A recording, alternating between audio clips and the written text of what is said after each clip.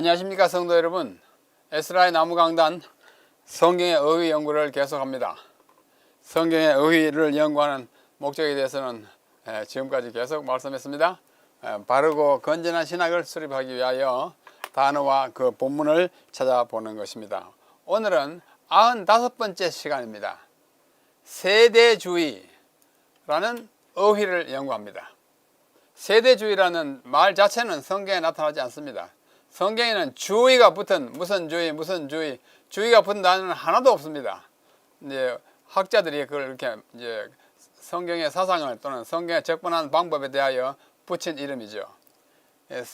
교회와 또 역사의 세계 역사의 교회 구원 역사의 세대를 나누어서 생각하는 주의를 세대주의라고 합니다. 영어로는 dispensation이 세대이고 dispensationalism이 세대주의입니다.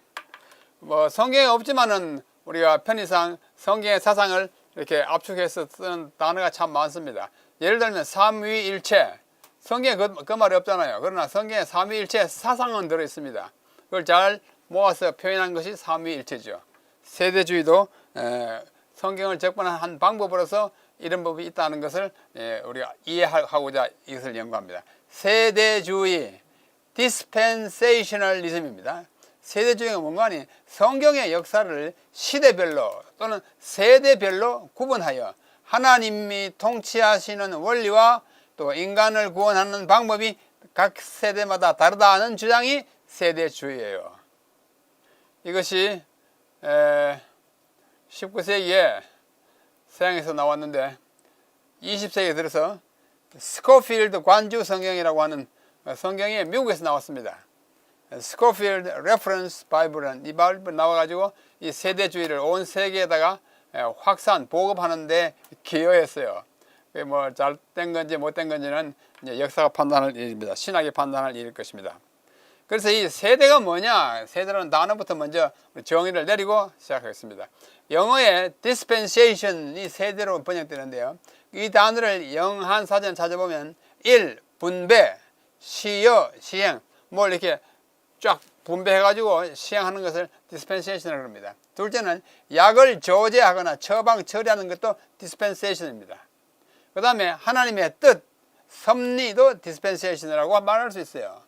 그 다음에 통치하는 제도 또 체제 같은 것도 dispensation이고, 특히 다섯 번째 신학에 있어서 천계법, 천계법이라는 것은 이 시대를 이제 측정하는 한 방법 중에 하나예요. 그 중에 시대 또는 세대라는 뜻으로 이 dispensation이 그 의미를 갖고 있습니다. 그래서 오늘 우리가 공부하는 세대주의는 이 다섯 번째의 시대를 구분하는 천계법 가운데 하나인 이 세대를 그 세대별로 접근하는 것을 세대주의라 이렇게 말합니다. 그래서 세대주의는 세계와 구원의 역사를 여러 개의 세대 dispensation으로 나누어 구원의 원리를 적용하는 것을 세대주의라 이렇게 말합니다. 그러면 이 세대주의가 어디서 나왔느냐? 그 기원을 먼저 살펴보겠습니다. 이 세대주의 신학은 영국의 배타적이고도 폐쇄적인 집단인 형제교회, 영어로 플리머스 브레드런, 플리머스는 그 지명이고 플리머스 브레드런이라고 하는 이름을 우리말로 흔히 형제교회라고 하는 그 공동체가 있어요.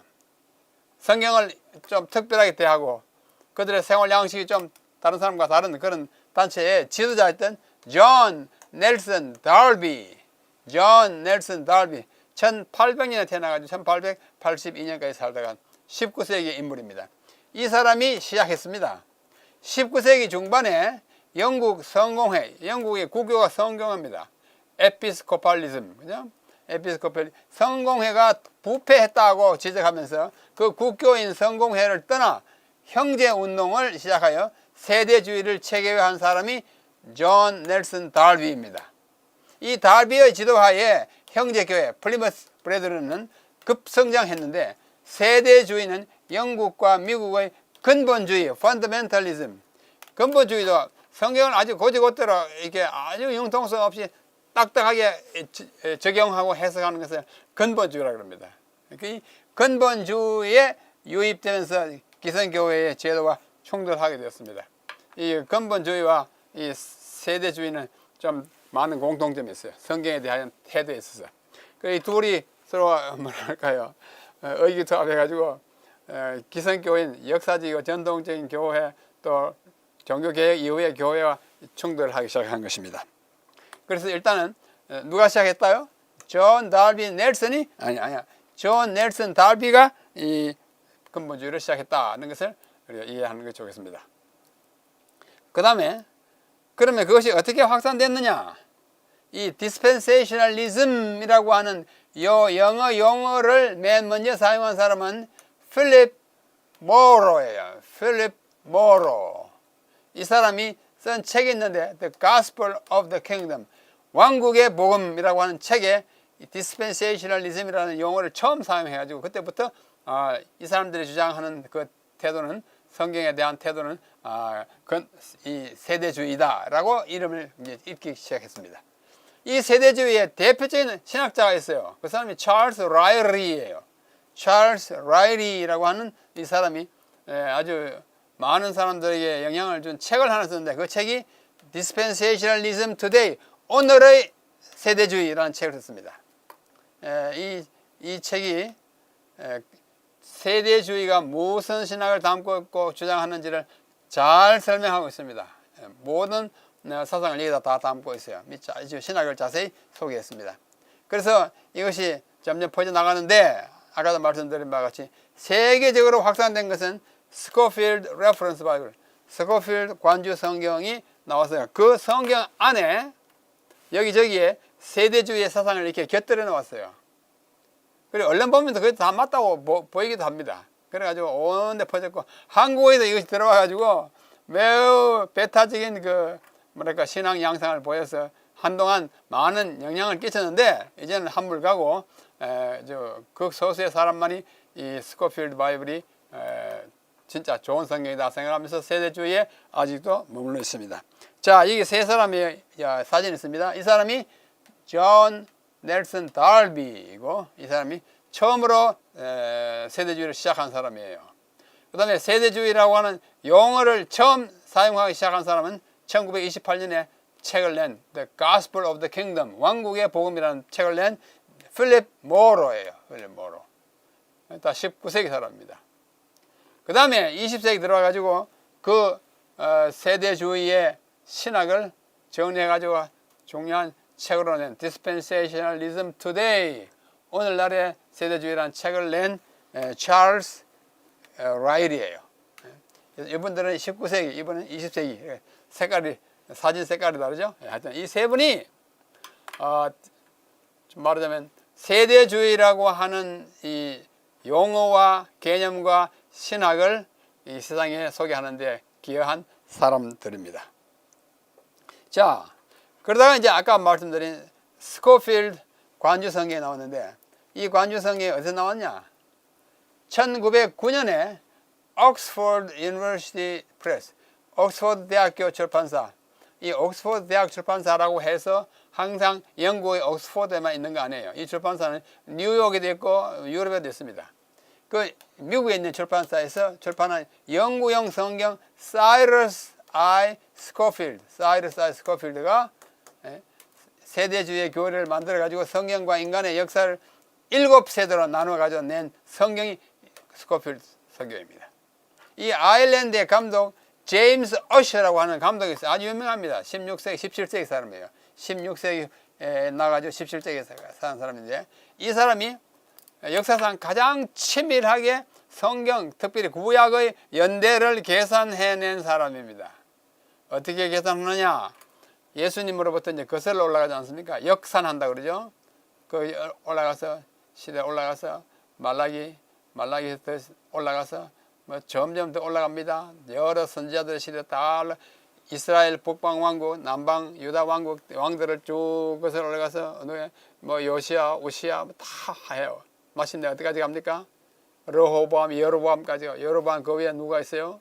솔로몬 위에 다윗 위에 사울, 또 올라가서 요셉, 야곱, 이삭, 아브라함 위로 쭉 올라가지고 아담의 창조 때까지 쭉 올라가는 연대를 세상의 연대인 소위 서양 서기 연대, 우리가 말하는 ADBC 하는 그 연대로 계산을 쭉 했는데, 이 어셔가, 제임스 어셔가 얼마나 치밀하게 계산했는지 BC 4004년에 천지 창조했다는 그 연도를 산출해냈어요.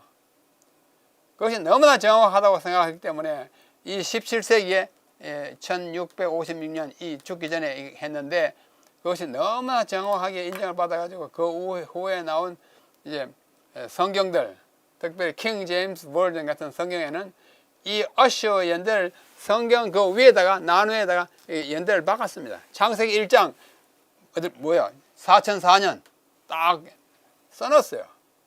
그 다음에 아브라함 1800 몇 년, 홍수 BC 2300 몇 년 다 써놨어요. 그것이 아주 정확하다고 믿은 누구요? 스코필드. 앞에 누구? 달비는 그 연도에 따라서 이 세상 연도를, 이 세상 기나긴 이 6000년에, 약 6000년에 또는 그 이상의 연대를 시대별로 7부분으로 나누었습니다. 그리고 스코필드가 그걸 받아들여가지고 그 성경에다 집어넣은 것이 스코필드 관주 성경입니다. 그래서 이 제임스 어셔의 연대 계산을 정확한 것으로 받아들였고, 그 연대에 기초하여 세대주의의 연대를 지정했습니다. 1909년에 나왔거든요. 이 9년은 제1차 세계대전이 발발한 1914년의 5년 전이에요. 그러다가 이제 전쟁이 곧 발발하자 이 세대주의의 교리가 전쟁을 통해 봐라 이 시대가 이제 막 이렇게 돌아간다. 1차 세대는 났다. 그 다음에 뭐 있다. 세계가 종말에 가까웠다 하면서 이 교리가 인기를 끌기 시작했어요. 1917년에 개정판이 나왔습니다. 스코필드. 나와가지고 세계적으로 세대주의를 확산시키는 역할을 한 성경이 스코필드 레퍼런스 바이블이에요. 자, 이 성경을 제가 보여드리겠습니다. 이게 스코필드 레퍼런스 바이블입니다. 이 사람이 제임스 어셔 연대를 계산하는 사람이에요. BC 4004년에 아담이 창조됐다. 세계가 창조됐다. 창세기 1장이 BC 4004년이다 라고 주장한 연대를 말한 사람이 어셔이고, 그것이 맞다고 생각해가지고 어떻게 해요? 그 성경에다 그걸 다 집어넣은 사람이 스코필드예요. 이 사람 낸 성경이 이겁니다. 자, 이 세대주의의 특징이 뭘까? 세대주의의 특징. 특징이 많지만은 가장 중요한 것 한 7가지만 정리하면. 첫째, 문자적으로 성경 해석합니다. 성경을 영적으로 한다든지 폭류적, 알레고리적으로 하는 것을 다 금지했어요. 문자 그대로다. 판박이 다. 뭐 상징적인 의미는 없다. 문자 그대로. 성경에 얼마나 상징이 많은데 문자 그대로 한다는 것은 참 어느 도단이에요. 둘째, 축자 영감서를 믿었어요. 하나님이 불러서 받아 적었다, 받아 쓰기 했다 하는 것이 축자, 글자를 따라서 영감을 받았다 하는 거예요. 영어로 verbalism이라고 합니다. 언어주의예요. 언어주의. 그러나 우리는 선지자들, 특별히 성경 기자들이 축자 영감설에 의하여 천사가 부르는 것을 받아 적었다고 믿지 않습니다. 오늘날 그의 사상과 그의 모든 환경에 영감을 주어서 썼지 받아 적고 그렇지 않았어요. 셋째, 이스라엘과 교회를 분리했습니다. 구약의 이스라엘은 이스라엘이고 교회는 교회다. 전혀 다른 차원이다. 이렇게. 그러나 일반적으로 우리 생각하는 건 뭐예요? 이스라엘의 후계된 것이 신약의 교회 아닙니까? 그러한 연속성과 개성을 부인해요. 세대주의는. 그 다음에 전천년설을 믿습니다. 전천년설이 뭐냐? 1000년 전에 예수님이 재림하신다. 이건 틀린 건 아니에요. 이건 뭐 우리가 맞다고 봅니다. 하여튼 또 다른 사람은 다르게 생각하는 사람이 있기 때문에 이 특징 가운데 틀렸기 때문에 적은 것이 아니라 그들이 믿는 건 전천년설, 1000년 전 재림론을 믿었습니다. 영어로 프리밀레니얼리즘이라고 그래요. 그 다음에 또 믿은 것은 환란 직전에 휴거가 있다. 휴거 아시죠? 막 들려 올라가 버리는 거. 그 휴거를 믿었어요. 지금 휴거를 믿는 사람은 거의 없었습니다. 그 다음에 성경은 하나님 중심이다. 인간 중심이 아니고 구원의 역사는 사람 중심인 면이 참 많습니다. 그렇죠? 예수님이 인간으로 오시고 했는데 하나님이 저 멀리 계신 하나님 중심으로 하니까 우리는 그냥 문자적으로 따라가는 수밖에 없다 하는 그런 태도를 가지고 있습니다.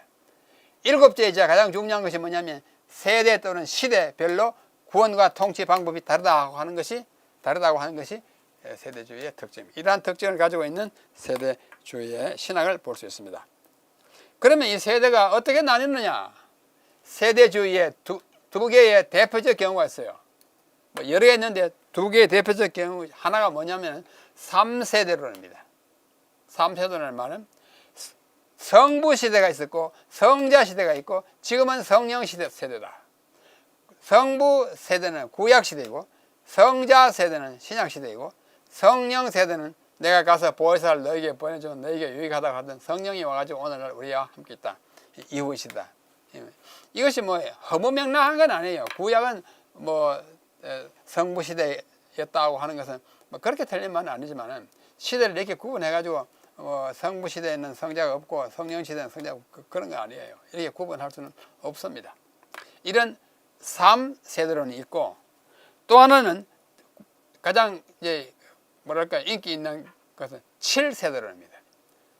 인류의 역사, 구원의 역사를 7세대로, 아까는 셋으로 나눴잖아요. 이는 7개를 나눠요. 첫째, 무죄 시대.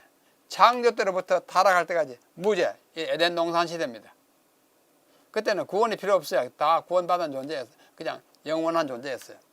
그 다음에 양심 세대라고 하죠. 타락한 후에 홍수까지는 양심이 지배했다. 양심은 언제나 지배하지만 이때만이 양심을 지배. 그 다음에 인간 통치 세대라고 하죠. 홍수 이후로 바벨탑까지. 그래서 실패했어요.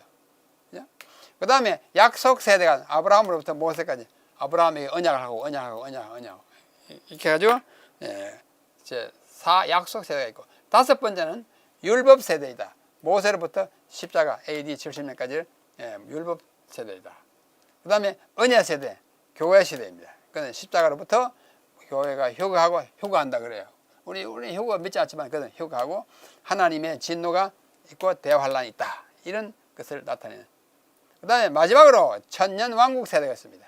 그리스도의 지상 통치 예루살렘에서 문자적으로 예루살렘에서 최후의 심판까지 있는 천년 왕국 시대가 있다라고 생각하는 것입니다. 자, 맞을까요? 안 맞을까요? 자, 여기 각 세대주의의 세대 구분을 그림으로 그리면 되겠습니다.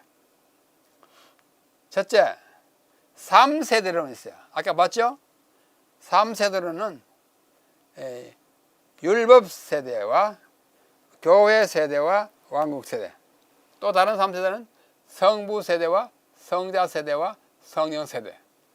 요거는 그거와 거의 비슷해요. 요거는 뭐예요? 성부 세대.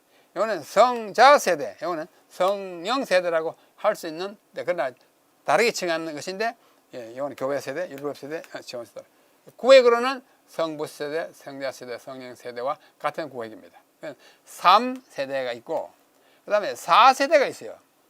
부조 세대가 있고, 그 다음에 모세 세대가 있고, 율법 세대가 있고, 그 다음에 교회 세대가 있고, 시온 세대, 천년 왕국 세대가 있다. 율법 세대를 두 개 나눈 것이 4대 4세대예요. 그 다음에 가장 보편적인 세대가 7세대입니다. 조금 전에 봤어요. 무죄 세대, 양심 세대, 인간 통치 세대, 약속 세대, 율법 세대, 언약 세대, 천년 왕국 세대. 이렇게 나누는 것이. 그래서 그것을 이제 성경을 거기다 적용하면 창세기 1장부터 3장까지는 무죄 시대, 3장으로 8장까지는 양심 세대, 9장으로부터 11장 바벨탑까지는 인간 통치 시대, 10장으로부터 약속, 언약, 아브라함으로부터 쭉 교회 탄생, 휴거를 자꾸 늘어요. 계시록 마지막까지 이어진다.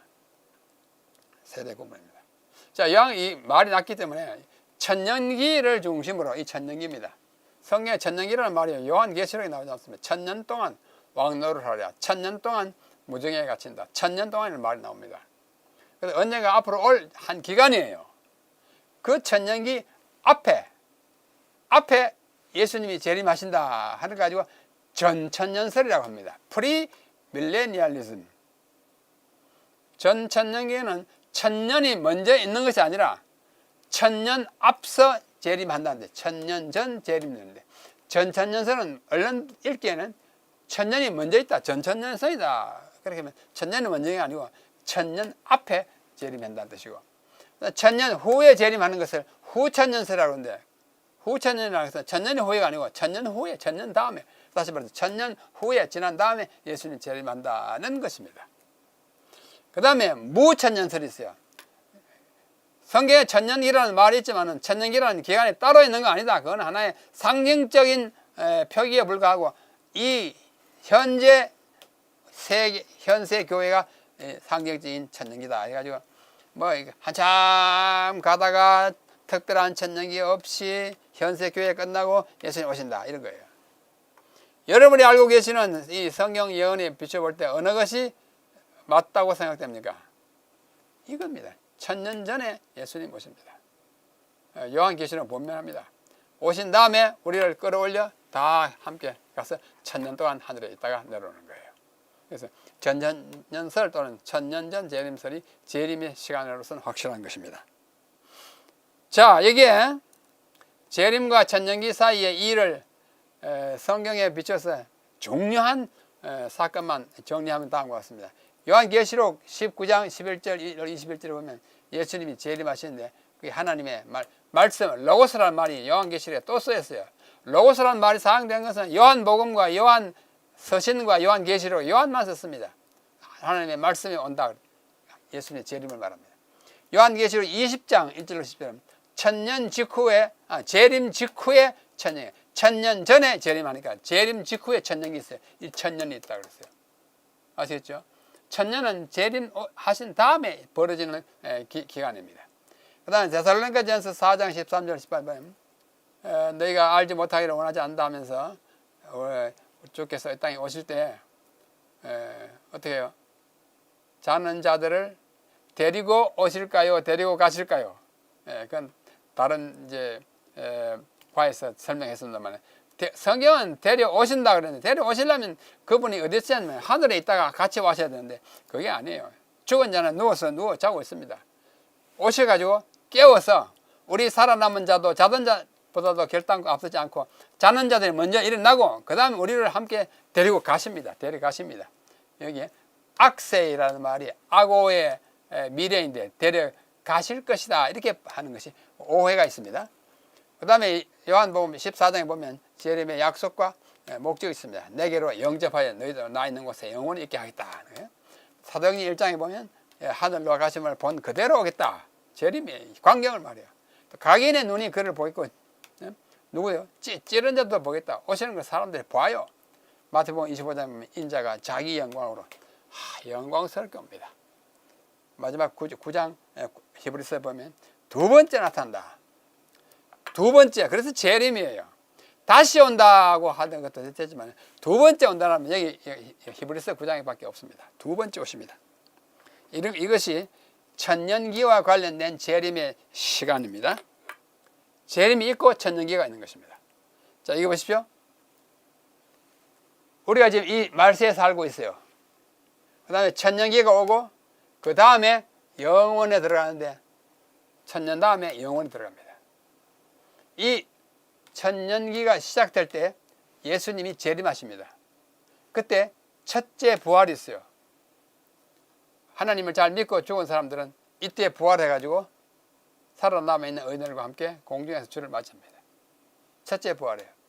그 다음에 성도들이 성천합니다. 죽은 자들 깨가 같이 죽었다가 부활하는 자와 살아있는 자와 함께 다 함께 하늘에 올라가고 악인은 그때 멸망합니다. 죽은 악인들은 무덤에 머물러서 천년 동안 있어요. 사탄이 결박당합니다.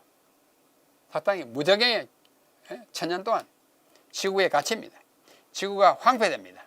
마지막 재앙들이 있고 지진이 나고 재림의 영향 이후로 황폐돼가지고 천년 동안 있다가 천년 동안 지구가 황폐된 사람들이 있다가 이 기간 동안에는 심판의 재심리 과정에 참여합니다.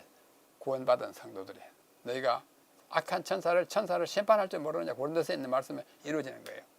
그래서 이 천년 동안은 성도가 뭐 살아서 있는 사람이나 죽었다가 부활한 사람, 성도가 하늘에서 그리스도와 함께 통치하는 이 기간이 천년 기간이고 천년 후에 또 부활 또 있어요. 이건 누구냐? 악인의 부활입니다. 악인의 부활. 그리스도와 성도와 도성이 하늘에서 내려옵니다. 이걸 삼림이라 그러죠. 악인이 부활할 때 둘째 부활이고 사탄이 천년 동안 묶여 있다가 놓입니다. 도성을 공격하기 위해 군대를 조직하고 막 쳐들어가지만 하나님 천사가 다 막습니다. 심판의 집행 단계예요. 사탄과 죄인들과 죄의 결과가 다 소멸되고 이 지구가 성도의 영원한 본향으로 재창조 깨끗하게 됩니다. 이것이 마지막 있을 천년기 안팎의 전후의 시간표입니다. 이건 아주 확실합니다. 그렇게 이해하시길 바랍니다. 그리고 나서 우리는 새하늘과 새 땅이 있는데 새하늘과 새 땅에 대한 묘사는 요한계시록 21장, 22장이 잘 되어 있고 또 구약에는 이사야 65장, 66장이 잘 되어 있습니다. 자, 이 세대주의의 공부를 오늘 했는데요. 문제가 있어요. 첫째, 성경을 지나치게 문자적으로 해석하는 이게 큰 문제입니다. 어떤 건 상징이 많잖아요. 둘째, 구약의 이스라엘과 신약의 교회의 연속성과 관련성이 부인해요. 없다고 합니다. 그렇지 않습니다. 로마서에 그렇지 않습니까? 이 가지가 꺾여 나와 접붙이한 것이 하나님의 백성이잖아요. 그래서 이스라엘은 지금 교회는 영적인 이스라엘입니다. 그 관계를 부인합니다. 세계 역사 또는 성경의 구원 역사를 7개의 세대로 구분합니다. 무죄, 양심, 인간 통치. 이게 딱 이너지를 딱 구분할 수 있느냐? 구분 안 됩니다. 그게 많은 무리가 있어요. 그 다음에 마지막으로 문자적 이스라엘의 부활과 그 세대를 주장합니다. 진짜 혈통적 이스라엘이 문자적, 지리적 예루살렘에서 뭘 한다. 그것은 지나치게 성경을 문자적으로 해석한 것입니다. 예루살렘은 이 땅에도 있지만 하늘 예루살렘도 있어요. 그렇죠? 예루살렘, 우리의 어머니 갈라디아서 하늘 예루살렘 내려오지 않습니까? 그걸 부인하고 문자적인 얽매이니까 그게 큰 문제가 되는 것입니다. 이러한 문제를 지닌 것이 세대주의이기 때문에 우리는 세대주의를 전폭적으로 지지할 수 없고 많은 어려움을, 물론 뭐 어떤 것은 맞아요. 그러나 많은 문제가 있다는 사실을 지적하지 않을 수 없습니다.